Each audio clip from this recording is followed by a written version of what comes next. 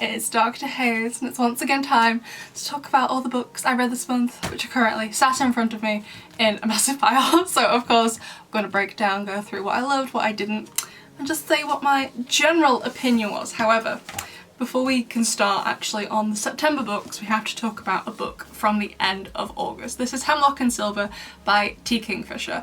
So I mentioned this in my August wrap up that this book wasn't included. Basically, I obviously can only film these videos at the start of the new month. However, I was going away on holiday to Munich on the 1st of September, the flight was later on in the day. I didn't think I would have enough time the morning of in order to get it all filmed and edited, and I was right, I didn't. I filmed it a couple of days before, so I hadn't actually finished this yet. So this is actually an August book, not a September book, but Munich was amazing, had fun. I took my brothers to the Allianz Arena, I took my mum on a war tour of the city, went to the university and the courthouse for the White Rose Resistance group, and I also got to go in the old law library in the town hall, and oh my god, absolutely stunning. If you're going to Munich, you absolutely need to book on this. It was, oh my god, so good. It was very small, it wasn't a long tour, but you can't just go in, you have to book on. So if you're gonna go, absolutely book on that. But anyway, so this was my last book of August. I gave it 4 stars, and the reason I bought this initially was because it had Snow White in it. She's not the main character, but I'm basically a sucker for fairy tale retellings. But when it arrived, okay, I didn't know this thing had sprayed edges. I bought it for the Snow White. Look at this though. But hello?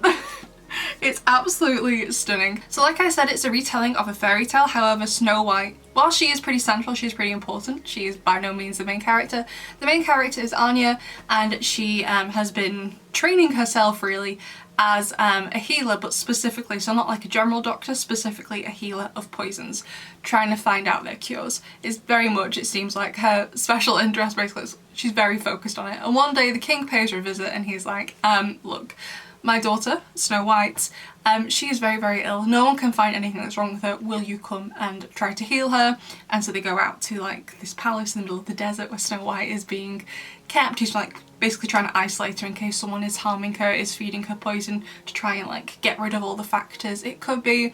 And there's weird things going on with the mirror. There's a love story with Anya and someone, I won't say who, I won't spoil it for you because I don't think it's obvious. As the book starts, it kind of plays out as it goes on. I really love the love story, I really enjoyed the plot, although there is a mirror world in the book, which I was expecting when I picked up this book. However, like the other mirror world stuff I have personally read, it was okay. I just don't think it's something I'm that big of a fan of, but it still got 4 stars, so it was done pretty well. And another reason it's not a full 5 stars is due to the setting. I already mentioned that it's set in the desert. That's where all these palaces are, which I really enjoyed. I just don't seem to read a great deal of many books with a desert setting. I think maybe this is probably the 3rd book I've ever read with a desert setting. So I want to read more of them because I find them really intriguing, because it's not something I typically read. However, first of all, right, so everyone talks about in the book how hot it is, but no one dresses for the said temperature. So I'm like, aren't you all boiling to death? So that kind of weird temperature thing that didn't exist but also kind of did kind of break my immersion. And also I actually feel like the book could have done with being a little bit shorter. So like I said, Snow is not the main character, Anya's the main character. However, Snow is a huge catalyst for the plot, and while she is talked about a lot, she doesn't actually get introduced to the story. Anya doesn't meet Snow, and you don't see her on the page for the first time as a character until page 91. There's just a lot of times where the characters just stood around talking to each other, and whilst the dialogue is really, really good, I just felt like there were just kind of a chapter here and there where nothing happened, they were just chatting. So I felt like if they just made it shorter, it could have been a much tighter, much more succinct book. But I still really, really enjoyed it, and I'm also a sucker for retellings of fairy tales. This was definitely a really good one. Up next is A House in the Cerulean Sea by TJ Klune, and actually this book was recommended to me by one of my PhD supervisors back when I was doing my PhD, but at the time it just didn't fit in the scope of my research, so I couldn't read it. But I suddenly remembered when I was putting in an order at Waterstone, so I decided to order it, and oh my god, I love this. Solid 5 stars. I started this on the flight to Munich, I think, whilst I was on the flight. I read, I think 150 pages. It was a 2.5 hour flight from Manchester. I can't quite remember now. But oh my god, it was so cute, and I finished it whilst I was in Munich. So it's basically, in a nutshell, fantasy social services. So Linus, the main character, he is basically like a social worker, but specifically for youth who have some sort of superpower or like supernatural ability rather. And he's pretty good at his job because they find he is quite objective. He doesn't let his feelings come into it. So as a result, he's basically sent to this orphanage, cat home, however you want to call them, to basically check on these children and how the master of the house, as like the head like carer there is called in this book, in this world, to check on their progress, because this situation is a bit unique because one of the children staying at this house is the Antichrist. But it was just so unbelievably sweet and cute and wholesome. The whole thing was great. There are quite a few children in this.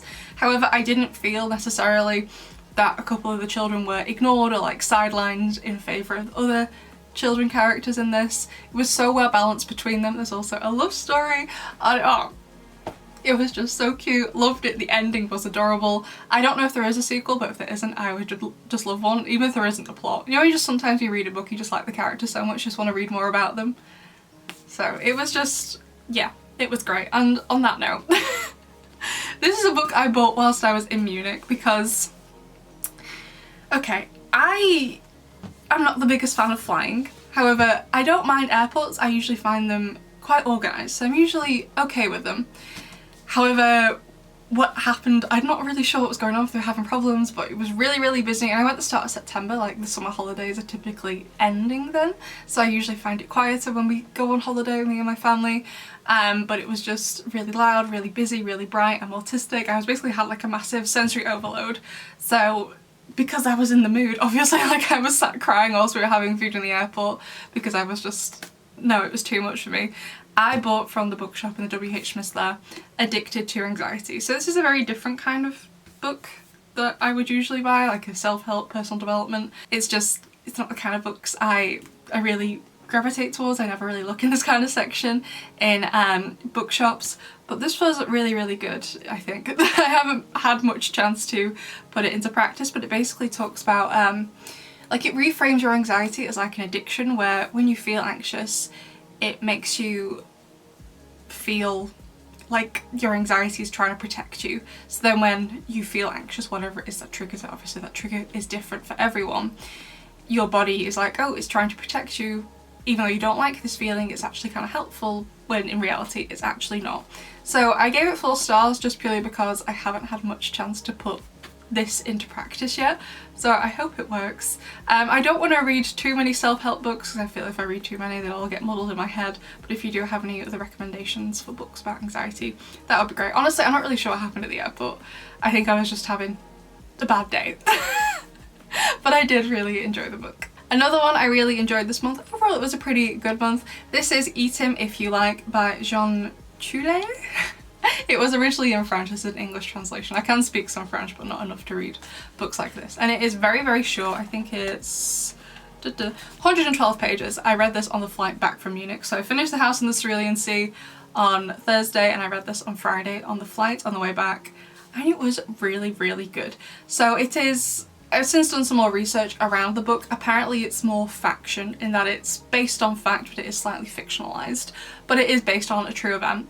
So basically it's set in France in the countryside, and there is a war going on between France and Prussia, not Russia, Prussia with a P. And basically the main character, he's going over to this fair in a couple of days time. He's going to sign up to join the front lines and go to fight for France, and at the minute he's like the deputy mayor of the small town he lives in. He has a really nice life and he's going to this fair. He goes every single year, it's like a summer fete or whatever, and there is the girl he's in love with and kind of wants to be with for the rest of his life. So he is planning on having a nice day. However, because of the time this is set, not many people can read, and when the fair starts, the main character's cousin is there, and the cousin can read and he's reading the newspaper headlines, and basically the newspaper headlines alludes to, yeah, France aren't going to win this, France are going to lose. However, the cousin bounces before anyone can really register what he said. So one of the other townsfolk turns to Elaine, the main character, and is like, your cousin just said this. And Elaine's like, my cousin would never say that. Him saying that is basically equivalent to down with France. And basically all everyone else hears is down with France. And they assume, even though a lot of these people know this man, they assume he's Prussian, he hates France, and they basically drag him around the town and gradually torture him to death. Like, it was a very uncomfortable book to read. I was sat on the plane between my mum and one of my brothers like, this is a bit... like, I knew when I picked it up, but I was just like, it was really well written, but it did make me feel very uncomfortable, but that's the point of the book. And not many books are able to make me feel uncomfortable. Although, so the title alludes to, so basically at one point they go to the mayor of the town to like try and get them to stop, but the mayor's just like, look, I'm busy, I'm having dinner with my granddaughter, do what you like, eat him if you like.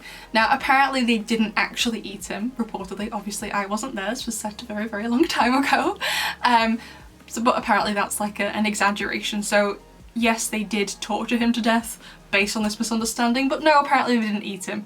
Obviously it doesn't make the torturing any better, that's still horrific, but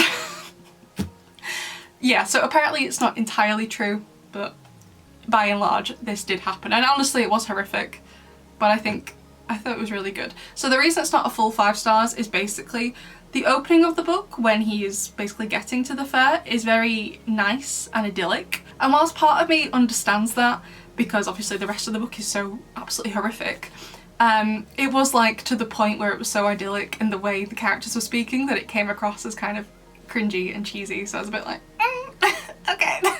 So if the opening had been a bit less twee, I think it might have been a full 5 stars, but otherwise it was really, really good. And now for one I unfortunately didn't enjoy so much. This is The Island of Dr. Moreau by H.G. Wells, which I only gave 1 star to.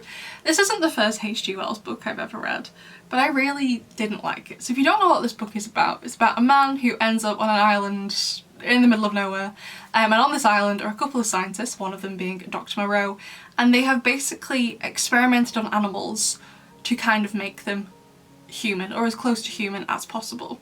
And they are roaming around this island, and when the man arrives and they kind of take him in, he doesn't know this, so he kind of goes out for a stroll one night and he basically nearly gets attacked by one of these animals. And honestly that section was what earned it the 1 star, because it was actually really scary. I was really scared whilst I was reading that section. But otherwise I did just feel like it kind of dragged. Like, the book opened and it actually starts with like a prologue from, I think, the main character's like son or his nephew or something, kind of alluding to what he went through, but saying like, oh, my uncle won't really talk about it, sort of thing. So I kind of went in thinking it was a bit like a similar structure to maybe Frankenstein or something, but it was just, yeah, a lot of it just really dragged. I just didn't really enjoy the characters or the plot.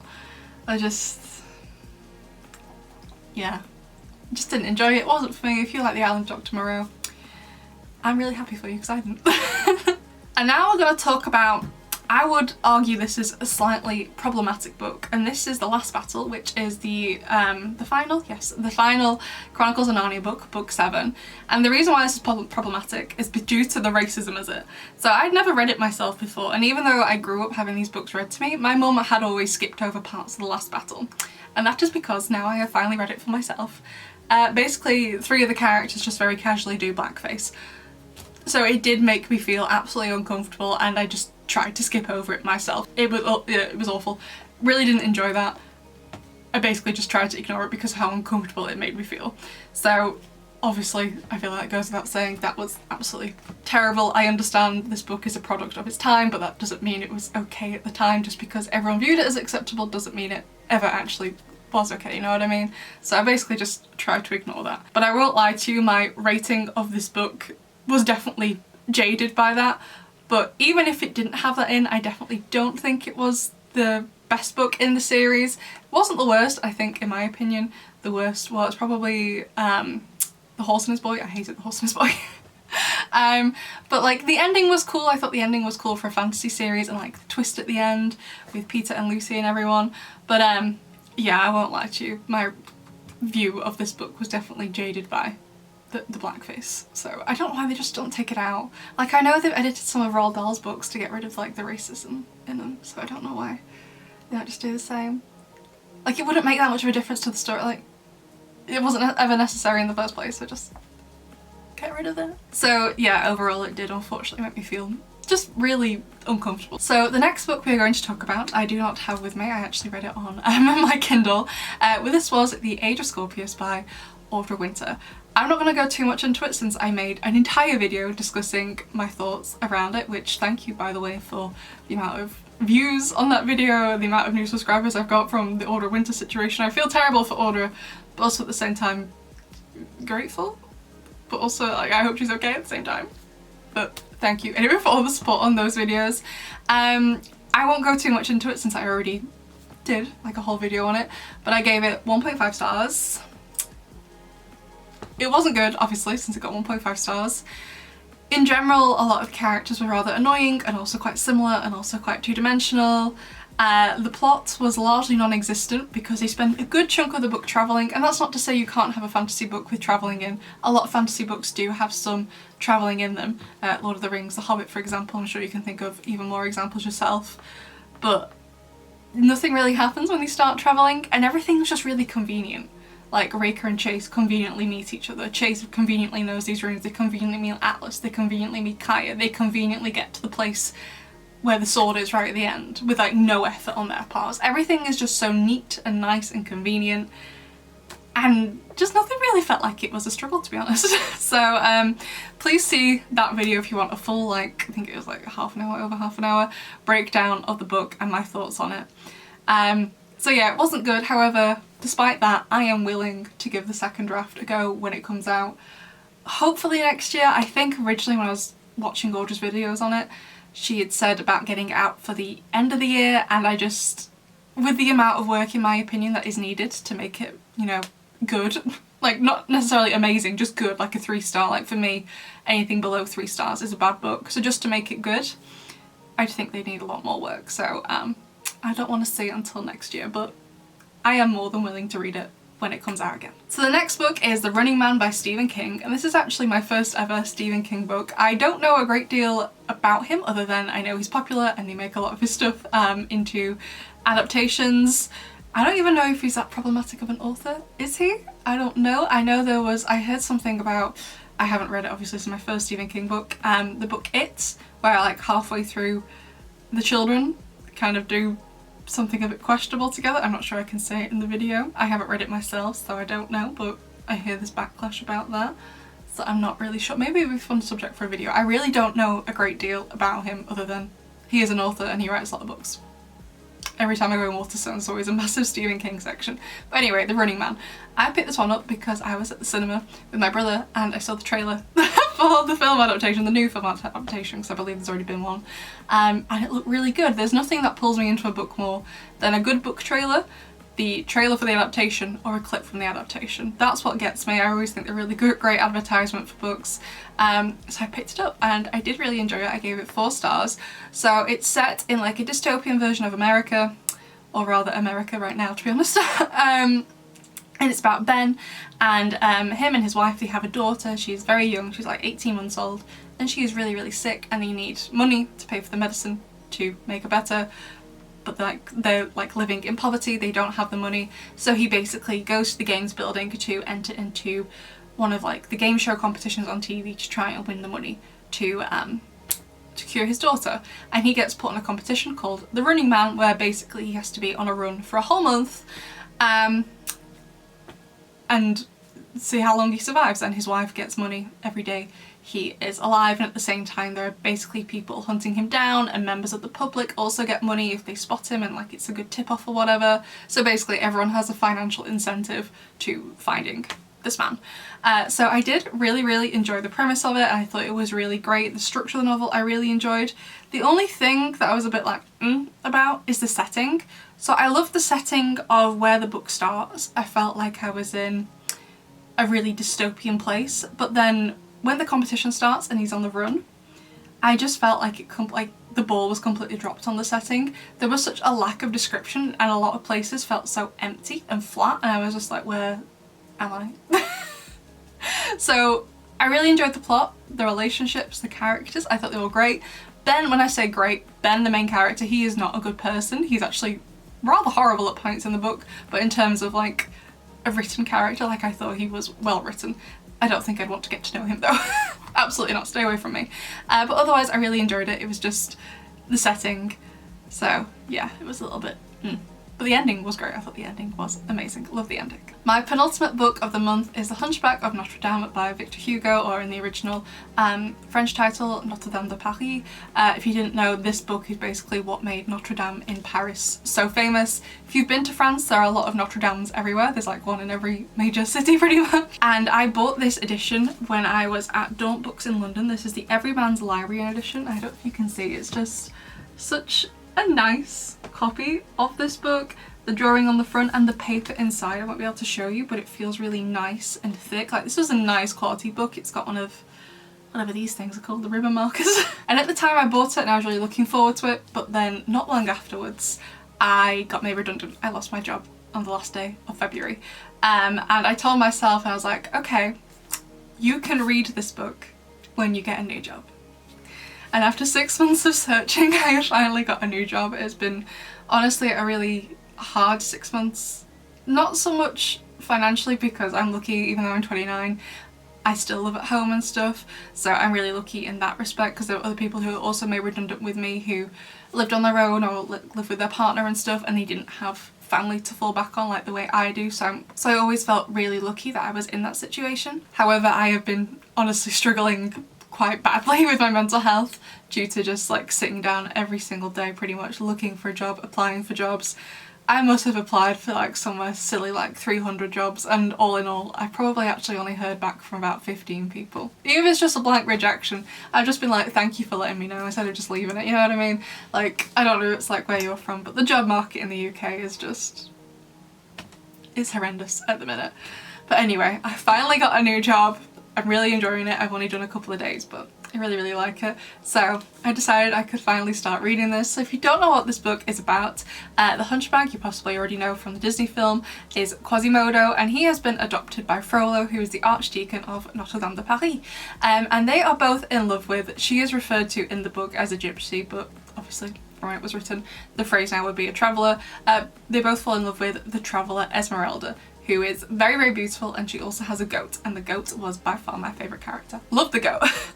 So basically Frollo, he is kind of like, he is in love with her, but he's also kind of disgusted with her because he kind of views her as dirty because she's a traveller. So he doesn't really want to like legally give in to his desire for Esmeralda, so he gets Quasimodo to basically go and kidnap her. However, during the kidnapping, Esmeralda is rescued by Captain, I think it's pronounced Phoebus, but I'm not actually sure. I've never actually seen the Disney film, so I don't know. And Esmeralda falls in love with Captain Phoebus, and he kind of sort of falls in love with her even though he's engaged to someone else. However, honestly, throughout the whole book, basically like literally all of the male characters use her, so she isn't treated very nicely. Honestly, by anyone apart from the goat. I love the goat. The goat, best character, the goat, oh my god. So I won't spoil it for you, but it is a bit of a tragedy. I gave it 4 stars. I did love all the characters and I did like the plot, but there are just sections of this book, and perhaps all of Victor Hugo's work is like this. This is the only one I've read, although I do own Les Miserables. There's just like random sections where he tells you what the geography of Paris was like at the time this book is set, and I'm like, I don't want a 20-page breakdown in that. If I did, I'd read a non-fiction book about how the geography of Paris has changed. Do you know what I mean? Like, I want more of the story. I want to learn more about Esmeralda, because like, she was great. I loved her. Esmeralda and the goat, best characters. I don't care about a 20-page breakdown of what Paris used to look like. That absolutely lends nothing to the story, you know what I mean? If it had something to do with the story, I'd be here for it, but it doesn't, so I don't know. Otherwise, really enjoyed it, gave it 4 stars, and this edition from the Everyman's Library is really nice. And also, right, so at the start of, I'm assuming just this edition, it has like a little biography of Victor Hugo, which says like important dates in his life, what the event was, and also what the historical event was happening at the time. Right, and personally, I can't get behind him, right? So him and one of his brothers were both in love with the same woman. She chose Victor Hugo, and his brother was so heartbroken that he basically went insane, ended up in an asylum and died there. But then Victor Hugo turns around and he keeps cheating on his wife. I was just like, your brother has died because of how much he loves this woman and he knows he can't be with her, and you're just going to turn around and cheat on her? No. However, so even though personally I don't like him as a person, politically I can get behind him. So I think he was like, unless I've got this completely confused in my head. So he was living in France, because he's French obviously, and Napoleon was doing whatever Napoleon was doing. But Victor Hugo was like, I don't think you're going to do a good job, so he criticised him, like publicly, like in papers and stuff. So Napoleon deported him. Victor Hugo, I think, went to live on Jersey, which is very near to France, but it's actually one of the islands belonging to the United Kingdom. And whilst he was there, he wrote more stuff, this time criticising Queen Victoria. So she also got rid of it. So personally, I can't get behind the man, but politically, I'm there for it. And the final book from September is A Touch of Malice by Scarlett St. Clair. This is technically the 5th book in the Hades x Persephone series. However, to me it's the 3rd book. So the first one, A Touch of Darkness, which is Persephone's perspective, and then Hades has like a companion novel where I believe it's just the same events but narrated by him. Then there's another one, A Touch of something or other, which is again Persephone, and then there's another Hades book, and then it's this one. But I'm just like, I'm not saying they're bad books, the ones like that have the focus on Hades. I'm sure they're good, but I just don't care enough to reread the same thing from someone else's perspective. I just don't feel like Hades would give any extra insight. I love him to bits, but I'm like, okay. I really don't get that much. So this is technically the 5th one, but to me it's the 3rd one. So it's going to annoy me forever. It says 5 on the sides and I'm missing the ones in between. Maybe I'll read them one day. For now, I really don't care though. So in this one, like, it's from the Hades Persephone series. Obviously, you can guess from that they are destined to be together as they are in the Greek legend. And they get together and they have fun times. Honestly, I don't think I can say much without spoiling the first one, but it is really, really interesting. So basically in this world, it's like modern Greece where all the gods kind of like intermingle with society, but they're still kind of like in charge of whatever the thing is. So obviously Hades, god of the underworld, and you have Apollo, who's god of music, Hermes, deliveries. And Persephone has finally been allowed out of Demeter's control to go to university and then to finally kind of have a normal job. She doesn't want to be seen as a goddess, people don't know she's a goddess yet. She wants to try and live a normal life for as long as possible, and she basically joins a newspaper and starts criticising Hades, which is how they meet and start to fall in love. And honestly, by far, I think in my opinion, this one is the best one. The first one, pretty much the whole plot is basically just their relationship, which I did enjoy, and the second one is like split between with their relationship and other things going on in the world. But this one is like a true 50-50, their relationship and then this massive war that's basically starting to go on between the gods and the mortals. And it was just, this one by far is the best one so far. I thought it was so good. I don't think I can say much else without spoiling the whole thing for you, but it was amazing, so good. And I will pick up, I think the last one, I think there's only one more, apart from the Hades ones obviously. I think there's only one more, so I'm looking to pick that up and finish the series before the end of the year. So that was everything I read in September. Of course, I'd love to know what you read this month and what you thought of what I read this month. I'll see you in the next one. Bye!